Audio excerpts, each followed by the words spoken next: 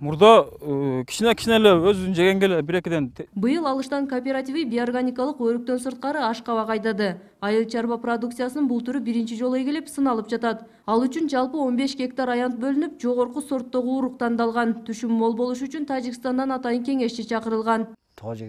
Биз онго жакын тажиктер келип жардам берип жатабыз. Бизде кошуна алакалар жакшы. 1 майдан бери иштеп жатабыз. Акчасын өз убагында берип турушат. Эми күздө түшүмүн көрөбүз.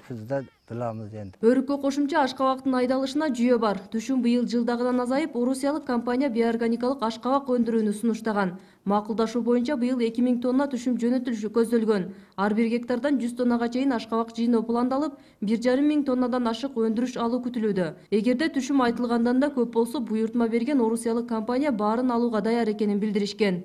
50 тонна өргенде 1 гектардан биз алар азыр орустар айтып атышат, азырынча бааны 5 сомдон коелу.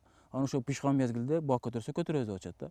Ошо 5 сомдон эсептегенибизде 1 гектардан 250 миң пайда көрүлөт экен да.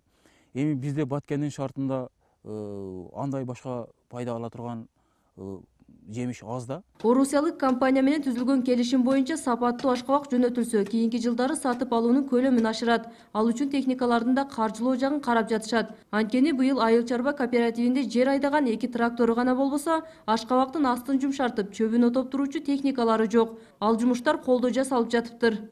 Келечекте бизге ушундай техникалардан жардам берилди деп. Алар өздөрү да айтышты, биз да ушуну пландаштырдык. Силерге мындай жардам керек экен. Техника менен болбосо бул кыймыл менен иш болбойт.